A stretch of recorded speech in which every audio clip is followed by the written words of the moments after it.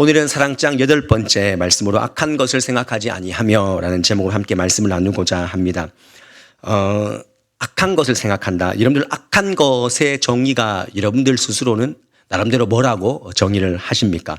제가 국어사전을 찾아보니까 악한 것, 이것은 착하지 않는 것, 올바르지 않는 것, 나쁜 것, 양심을 쫓지 아니하고 도덕률을 어긴 것이라고 이렇게 나와 있습니다. 그러나 영적으로 보면 악한 것이 뭐냐라고 할 때 하나님의 말씀에 비추어서 합당하지 않는 그 모든 것을 악한 것이다. 그래서 우리가 죄를 말할 때 죄를 헬라어로 하마르티아라고 하지만 이 하마르티아는 관역에서 빗나간다라는 뜻인 것을 여러분들 많이 들어봤지 않습니까? 하나님의 말씀의 기준에서 빗나가는 것들, 내가 생각하는 건 이건 악이야, 이건 악이 아니야 라고 하지만 성경의 기준에서 하나님께서 말씀하시는 것에 기준을 해서 보면 내가 생각하는 선도 악이 될 수 있다라는 것을 분명히 우리가 생각할 수가 있습니다. 그렇다면 오늘 성경에서 말하는 악한 것은 과연 무엇인가? 악한 것이라는 이 헬라어를 보니까 카콘이라는 단어를 썼습니다. 근데 그 앞에 그 헬라어 단어 앞에 정관사 토가 붙어 있습니다. 더가 붙어 있는 거죠. 그래서 이것은 일반적인 악을 얘기하는 것이 아니라 다른 사람이 우리를 공격한 구체적인 악, 이것을 오늘 악한 것이라고 말하는 겁니다.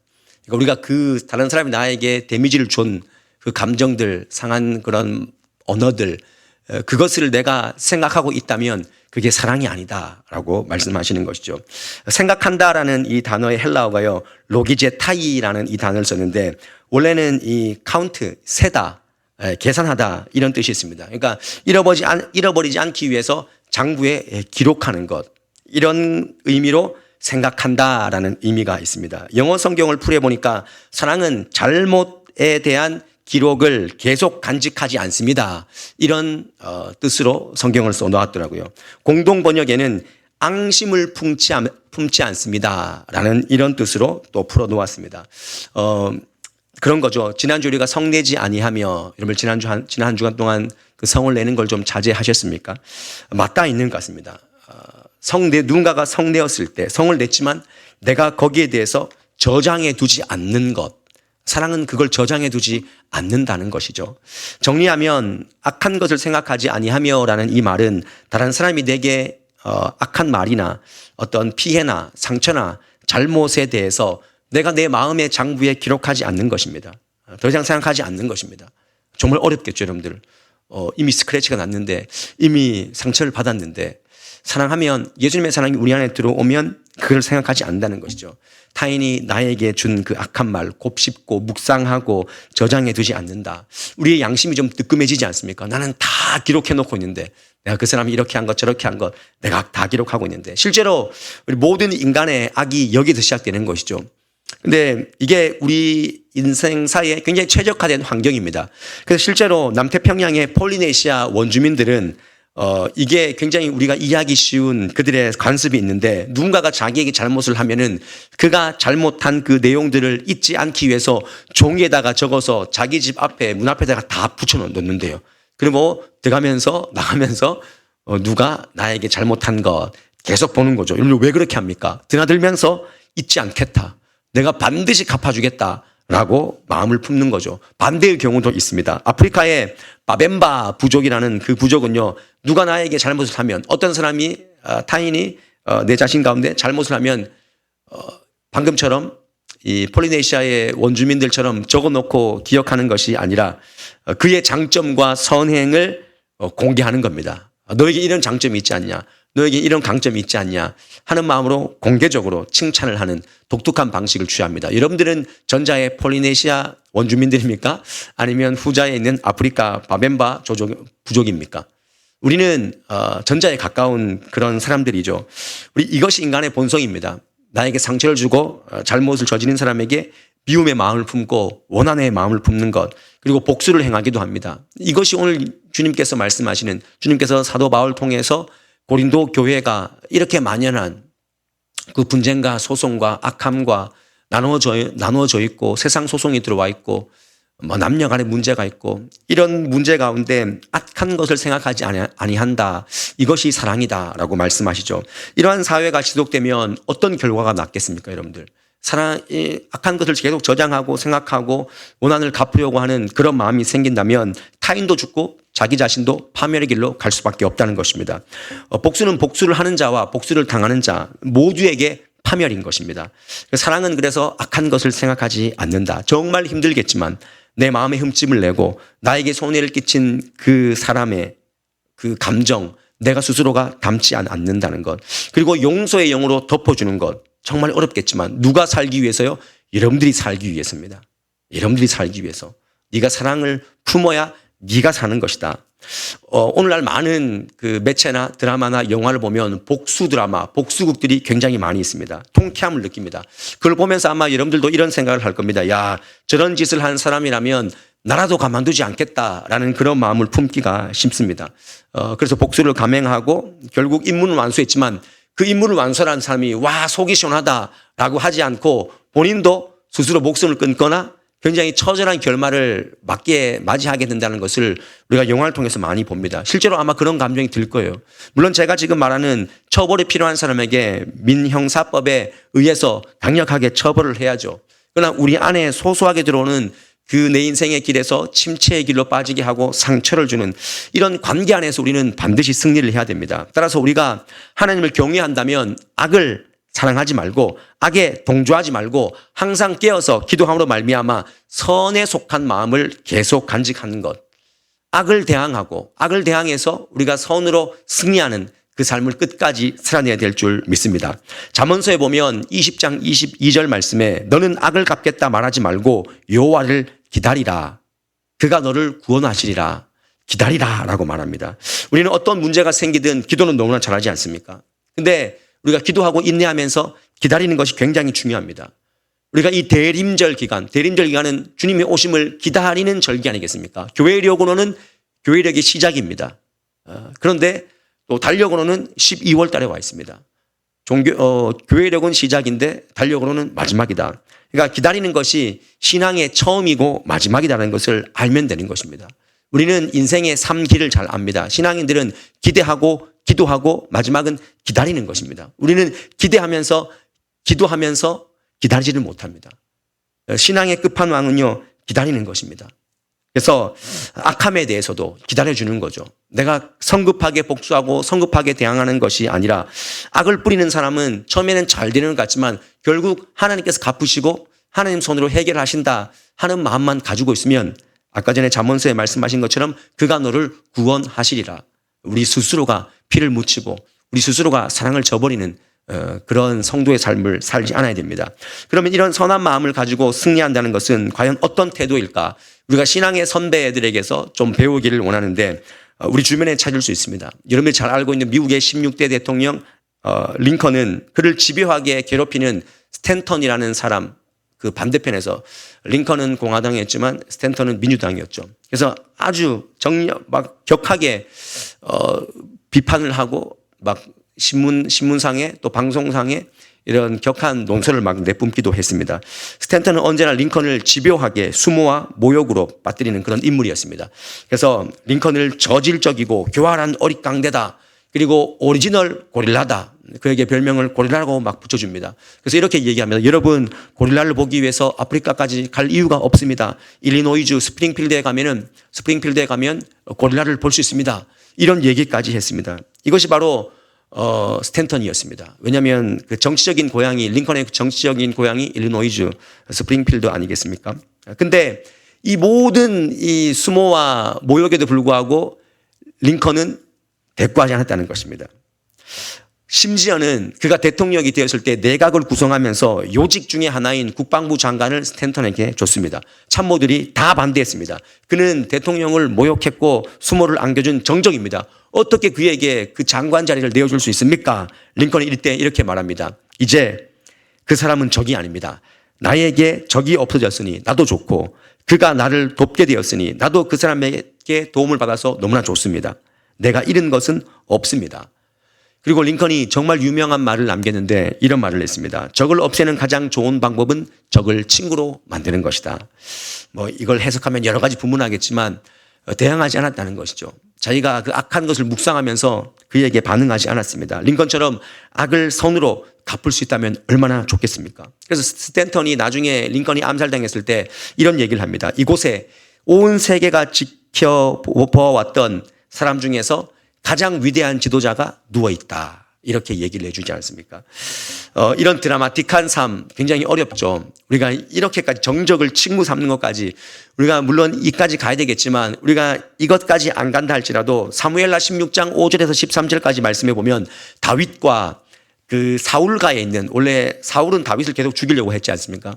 그래서 다윗이 왕이 되었을 때 사울가의 사람들은 굉장히 다윗을 싫어했습니다. 그 중에 한 명이 시므이라는 사람이었는데 이 시므이가 그 아들 압살롬에 의해서 지금 예루살렘 성에서 막 떠나서 도망을 나갈 때 정말 얄밉게도 옆에 와가지고 흙먼지 뿌리면서 말로 계속 뭐라 하는 거예요. 한번 이 말씀을 한번 읽어보겠습니다. 예, 다윗이니까 한번 읽어볼게요. 다윗이 어떤 마음으로 그 골치 아픈 시므이를 반응했는지 대항했는지 한번 보시길 바랍니다. 제가 5절, 여러분들 6절 이렇게 한 절씩 한번 교독해 보도록 하겠습니다. 제가 성경을 다윗 왕이 바울임에 이름에 거기서 사울의 친족 한 사람이 나오니 게라의 아들이요 이름은 시므이라. 그가 나오면서 계속하여 저주하고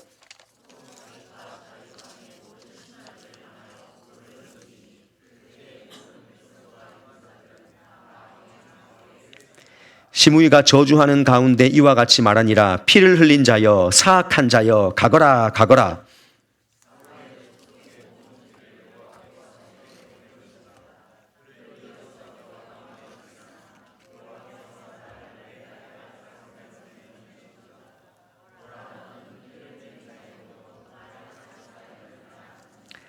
수루야의 아들 아비새가 군대 장관입니다. 아비새가 왕께 여짜오되 이 죽은 개가 어찌 내 주 왕을 저주하리까 청하건대 내가 건너가서 그의 머리를 베게 하소서 하니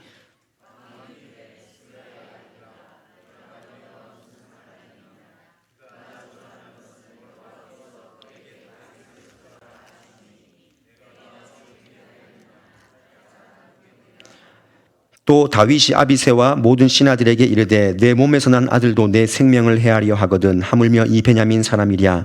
여호와께서 그에게 명령하신 것이니 그가 저주하게 버려두라.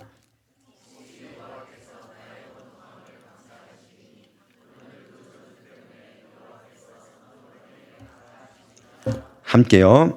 다윗과 그의 추종자들이 길을 갈 때 시므이는 산비탈로 따라가면서 저주하고 그를 향하여 돌을 던지며 먼지를 날리더라. 얼마나 얄밉습니까? 그냥 가서 확 때려주고 싶은 그런 마음인데 다윗은 그렇게 반응하지 않았습니다. 그렇게 반응하지 않고 하나님께서 시킨 일이다 생각하면 된다. 그리고 자기 자신을 깊이 돌아보는 거죠. 저 사람이 나를 왜 비난할까? 내 속에 혹시 고쳐야 될 점이 있지는 않을까? 하나님이 저 사람의 입을 통해서 나를 저주하라 하신 것은 나를 깊이 돌아보게. 그래서 내가 깊이 돌아본 가운데 내가 겸손했을 때 하나님께서 이 모든 위기 가운데 복을 주실 것이다. 내 마음을 감찰해 주실 것이다. 이런 마음으로 반항하지 않았습니다. 바로 가서 야 죽여 하면 죽일 수 있는 사람입니다. 근데 죽이지 않았습니다. 악을 생각하기 전에 하나님을 생각했습니다. 자신과 하나님과의 관계만 몰두한 겁니다. 그러니 복수심이 사라집니다. 이 일을 자신을 돌아보는 계기로 만들었고 또 하나님께 자기 자신을 긍휼히 여김 받을 수 있는 그런 계기로 전환시켜 나가는 것이죠. 이런 모습들 우리가 정말 실행 가능할까? 나중에 다윗은 정말 시므이가 얼마나 얄밉냐면 다윗이 다시 왕으로 왔을까 안 왔을까요? 왔잖아요. 와가지고 처절하게 무릎 꿇고 한 번만 살려줘요. 네, 살려줬습니다, 여러분들. 끝까지 그의 목숨을 해하지 않았습니다. 우리가 다른 것은 어려워도 악하게 오는 상대를 통해서 자신을 한번 먼저 깊이 돌아볼 수 있는 왜 저 사람이 나에게 여러분들 누군가가 나를 비난하면 그렇게 한번 생각해 보세요. 나에게 어떤 결함이 있지는 않나? 나에게도 혹시 저 사람에게 상처 줄 만한 뭔가 있지는 않았는가 깊이 돌아보시고 내가 반응하지 않으면 내가 하나님 앞에 정직하게 서 있으면 하나님이 그 일을 다 조정해 주십니다. 내가 이 사람 찾아가서 이거 아니다. 저 사람 찾아가서 이거 아니다. 그렇게 대항할 필요가 없다는 것입니다. 그래서 하나님의 긍휼의 마음이 그에게 다윗에게 부어진 겁니다. 사랑하는 여러분들 오늘 말씀의 결론은 뭐냐면요. 선을 쫓아 살아가라는 것입니다. 선을 쫓아 살아가십시오. 데살로니가전서 5장 15절 말씀 보면 이런 말씀이 있습니다. 함께 읽습니다. 시작. 삼가 누가 누구에게든지 악으로 악을 갚지 말게 하고 서로 대하든지 모든 사람을 대하든지 항상 선을 따르라 그랬습니다. 요한 3서 11장 말씀도 있습니다. 시작. 사랑하는 자여 악한 것을 본받지 말고 선한 것을 본받으라. 선을 행하는 자는 하나님께 속하고 악을 행하는 자는 하나님을 배웁지 못하였느니라. 여러분 여기 말씀 보면 선을 행하는 자는 하나님께 속했다 그랬습니다. 여러분들 하나님께 속한 자들입니까? 그러면 선을 행하는 것입니다. 선을 쫓아가는 것입니다. 선은 하나님께 속하게 만드는 것입니다. 악은 무너지는 것입니다. 그 하나님과의 관계를 무너뜨리는 것입니다. 그래서 우리의 모든 인생은요, 끝까지 우리가 천국 갈 때까지 그 선과의 싸움입니다. 어떻게 하면 그 선한 자리에 서 있을까? 우리에게 악을 행하라고 하는 여러 유혹이 있지만 우리가 선과 악 사이에서 끊임없이 그 영적 전쟁에서 이겨나가야 되는 것입니다. 그래서 하나님께 속한 자로 마무리를 지어야 됩니다. 그래서 하나님께 속한 그 나라에 가는 것입니다. 이것이 진정 이기는 삶인 것이죠. 또한 우리가 한 가지 결론적으로 좀 기억해야 될 것이 뭐냐면 악한 생각에 가담하지 말아야 한다는 것입니다. 악한 생각에 내가 가담할 필요가 없다는 거예요. 인간의 연약함 중에 하나가 뭐냐면 다른 사람이 악한 마음을 품고 있으면 내가 그 악한 생각에 물들고 전염되어서 그 악한 생각을 내가 슬그머니 가지고 온다는 거죠.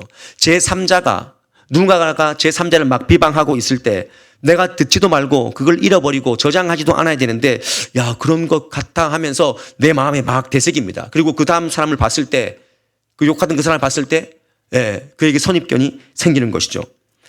되새기려고 하는 것 자체가 악을 자꾸 생각하는 것이고 그 악을 계속 생각하다 보면 우리는요 판단하고 정죄할 수밖에 없다라는 것입니다. 그래서 어떠한 경우에도 조금이라도 악한 것은요 생각하면 안 됩니다.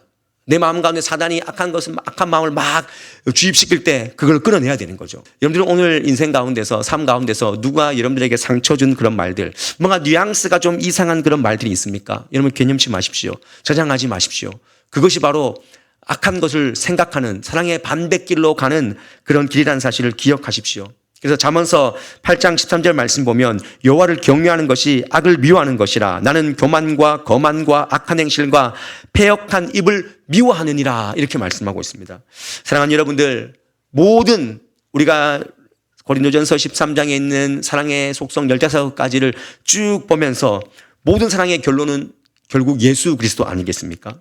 우리가 예수 그리스도의 십자가를 통해서 주님의 사랑을 경험을 했다면 우리는 악한 것을 생각할 이유가 없습니다.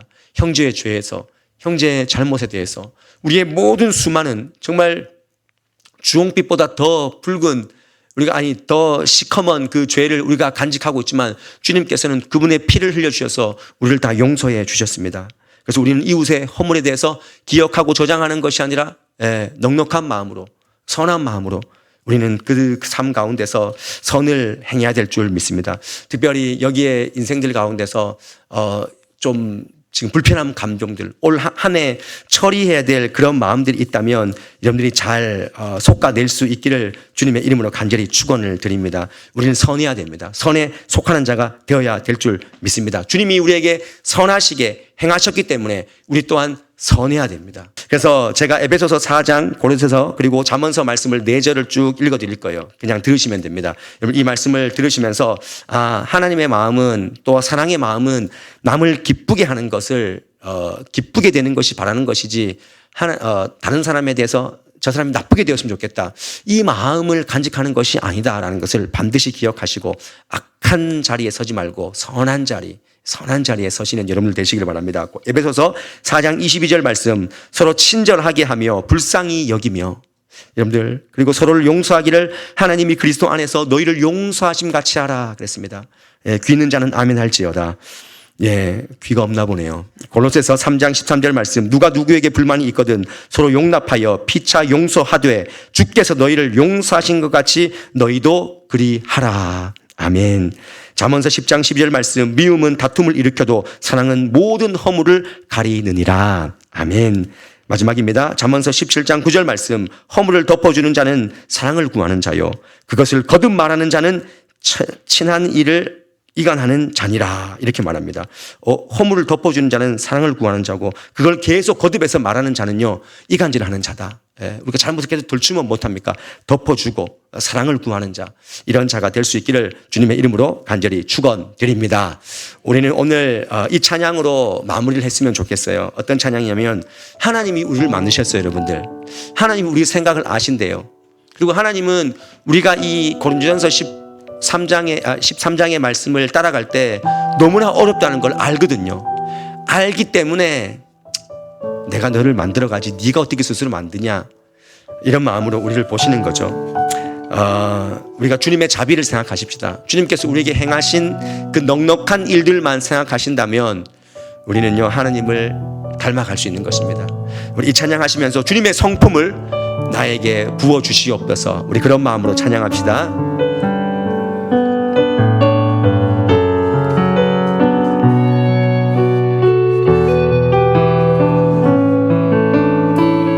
함께 고백합시다. 하나님은 너를 만드신 분, 너를 가장 많이 알고 계시며, 하나님은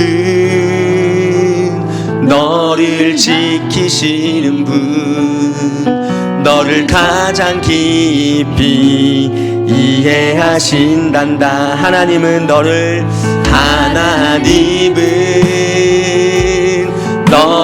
지키시는 분, 너를 절대 포기하지 않으며, 하나님은 너를 지키시는 분, 너를 쉬지 않고 지켜보신단다. 그의 생각 셀 수 없고 그의 자비 무궁하며 그의 성실 날마다 새롭고 그의 사랑 끝이 없단다. 우리 2절로도 한번 고백해 봅시다. 하나님은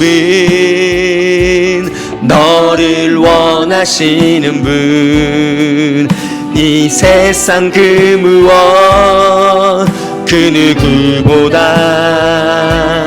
하나님은 너를 원하시는 분, 너와 같이 있고 싶어 하신단다. 하나님은 너를 인도하는 분, 광야에서도 폭풍 중에도 하나님은 너를 인도하는 분, 푸른 장으로 인도하신단다. 그의 생각 셀 수 없고 그의 자비 무궁하며 그의 성실 날마다 새롭고 그의 사랑 끝이 없단다. 그의 생각 셀 수 없고 그의 생각 셀 수 없고 그의 자비 무궁하며 그의 성실 날마다 새롭고 그의 사랑 끝이 없다.